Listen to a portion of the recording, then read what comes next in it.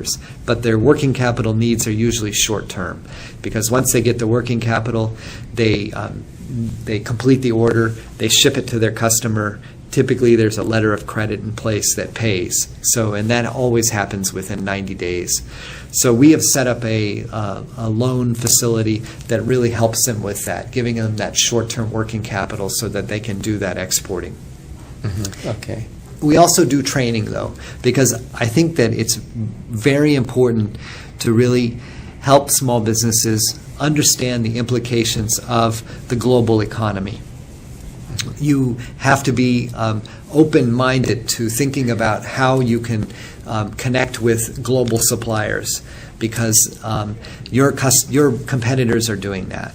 So sometimes you may only be supplying internally and working with an internal network. You have to remember that your competitors might be out there sourcing their supplies from South America or from Asia or from Europe, and that may give them an advantage. So you also have to really think of your business in global terms. Exporting, in particular right now, because of the dollar being relatively low, that is a big opportunity for American companies, because what it means is American products and services are being sold overseas at a big price advantage for the Americans.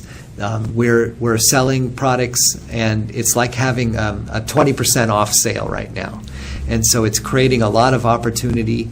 And on top of that, we try to educate businesses about the opportunities that are coming from the free trade agreements. And of course, we just negotiated and signed a free trade agreement with South Korea. So there's a whole new opportunity that is coming from South Korea. There is to South Korea. Yes. From here to South Korea. Yes, exporting to South Korea. South Korea is lowering its tariffs from this free trade agreement. So that's a new opportunity that many businesses here can now take advantage of. And of course, there's other free trade agreements. NAFTA is probably the most famous. There's a free trade agreement with Chile. We try to help people connect with those things and understand how they can help. In that case, the real strength of SBA is our partnerships, because maybe we're not the experts on international trade, but we work closely with the other agencies that are the experts, like Export-Import Bank, I mentioned, U.S. Department of Commerce, who really has a lot of tools to help businesses get into the overseas markets. So we can do that, and we have relations with customs.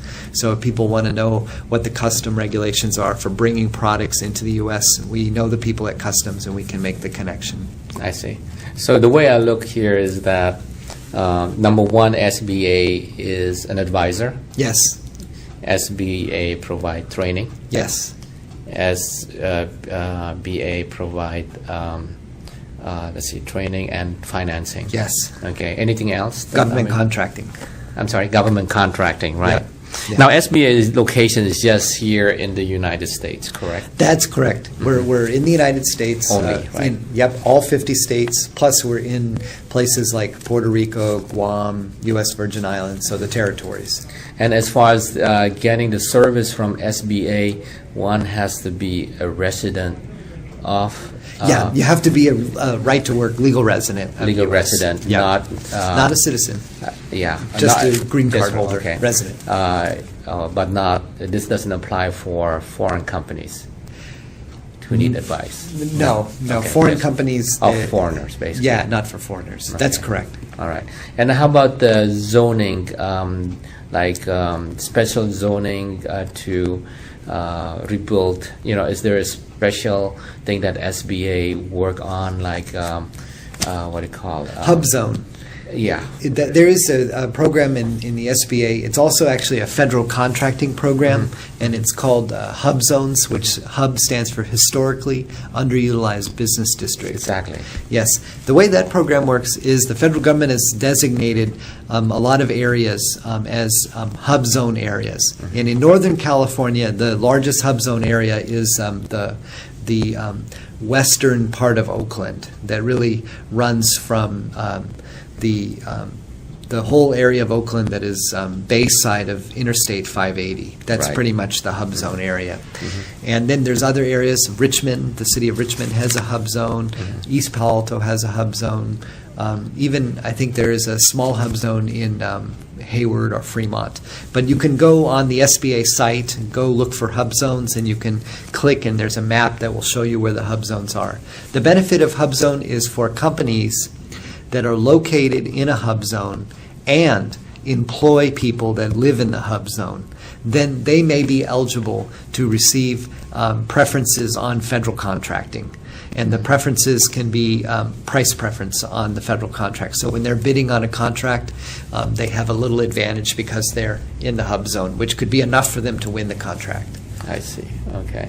Is there any final advice for Indonesian who want to get into business in the United States?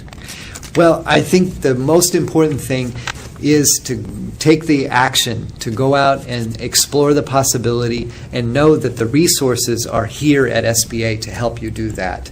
Come and see us. Come and learn about what we can do to help you. That's the most important thing for them to do. Okay. Thank you, Michael. Thank you.